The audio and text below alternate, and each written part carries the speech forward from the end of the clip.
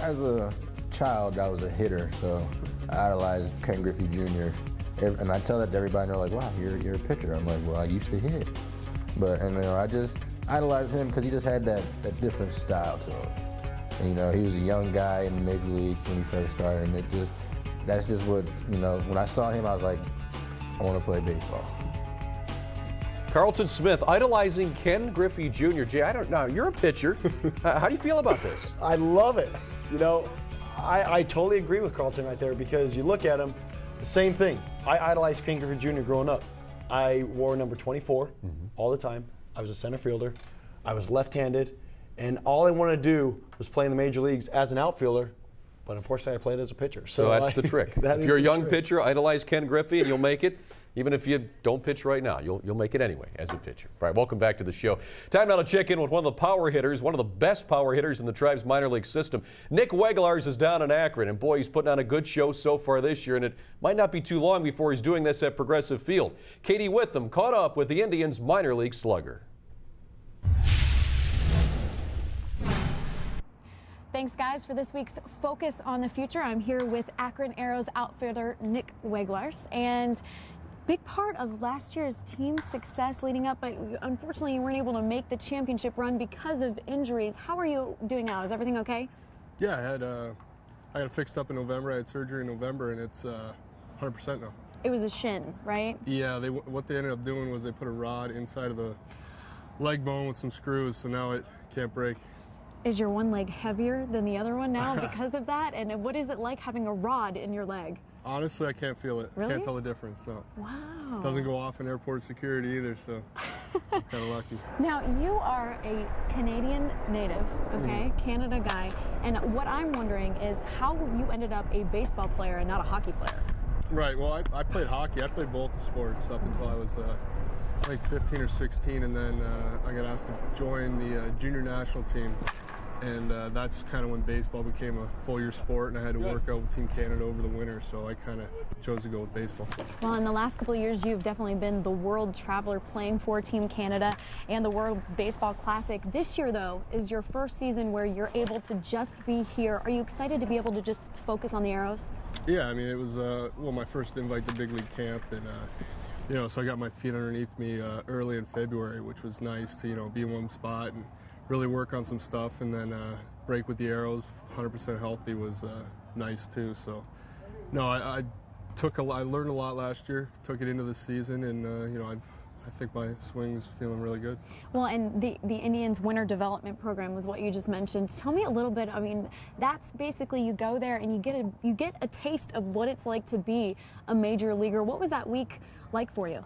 It was nice to get into Cleveland, kind of see the city, see the facility, and really they bring in some pretty neat people to come in and speak. So it was I think pretty informative, and I took a couple things out of that experience, and then we went down to Arizona where we got to work out outside, which was a nice break from being inside all winter. So I think that was a pretty big head start going into this year. Yeah, 30 pounds you put on of muscle just in the last couple of years to improve your game. How did you do that?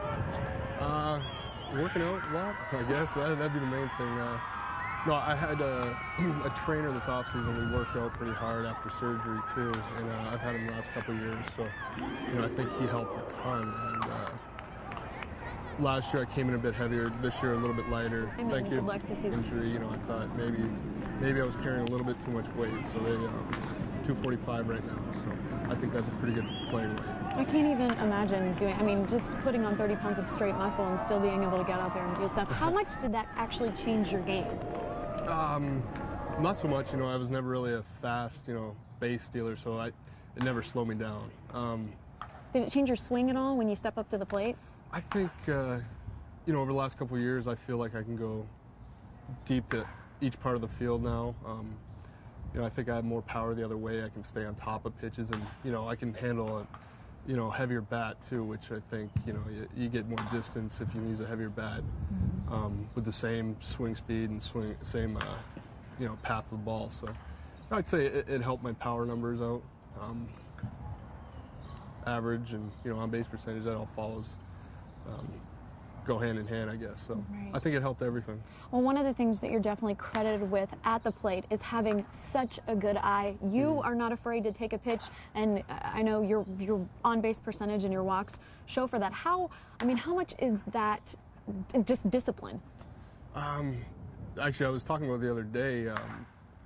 I don't really know when I started to develop the eye, but I guess once I started playing pro ball, I had my hitting coaches would always tell me, get a pitch that you can handle and you can do damage with. Don't go out of the zone. So I think I took that to heart, and it just developed it over the, this is my 6th year now. So, but no, it definitely helps when you're up to bat. When the count's in your favor, you do more damage because the pitcher's going to come with a fastball and you can sit on it more. So it's definitely a plus when you can take pitches, borderline pitches. Thank you. Good luck this season. We appreciate it. Thanks a lot. For Focus on the Future, I'm Katie Witham, spending some time with Nick Weglars for SportsTime Ohio.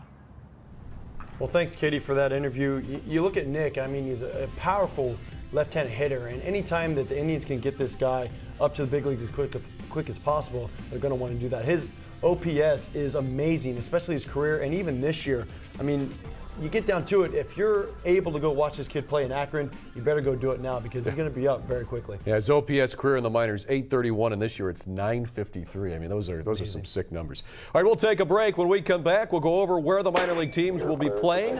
We'll also show you the standings as you get a look at some of the great stuff you can get at the Infield Outfitters Shop at Canal Park.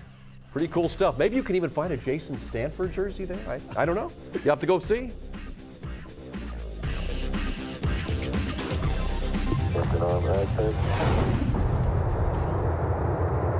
Beautiful. 26, 36 feet. Here on Indians Minor League Magazine, checking out the records and the place in the standings for the Tribe's affiliates. Columbus in first place in AAA. Akron off to a tough start in AA. Kinston in third place in the Carolina League Class A, and in the Midwest League at Low A, Lake County in first place. They're tearing up the Midwest League. Good for them. All right, let's check the schedule this week. Columbus is on the road. Akron home and then away. Kinston away, then home. Lake County home, then away. Mahoning Valley will start on June 18th. Of course, we'll have all the coverage for you once Travis Fryman's club gets going here in less than a couple of months. And we keep you updated on this show. And Jay, just to have a short bit of time left, we talked a little bit about the depth of second baseman in the Indians minor league system. I was taking a closer look at Jason Kipnis, who's the second baseman right now at Kinston. He was a draft pick last year. Second round, he was an outfielder, a convert. But boy, he has some tremendous numbers. 350 plus average, 3 home runs, 17 runs batted in, switch hitter. Reminds me an awful lot like a Brian Roberts. Maybe not quite as fast, and there's a long way to go yet, but good-looking young prospect. No, the Indians have a lot of talent in the middle infield right now, and when you look at Jason, I mean, he's doing everything that he needs to do to keep moving up in this organization. And Luis Valbuena, you better watch yourself because you better start performing better offensively. Defensively, you're great, but you better start doing a better job. Otherwise, these guys are right on your heel. All right, that's a wrap for this week's edition of Indians Minor League Magazine. Thanks for tuning in. For Jason Stanford, I'm Al Pulowski. And as we leave you, a look at the Skipper Fun Run at Classic Park. Skipper runs well for his size. Not as well as Stanford, though. See you next week.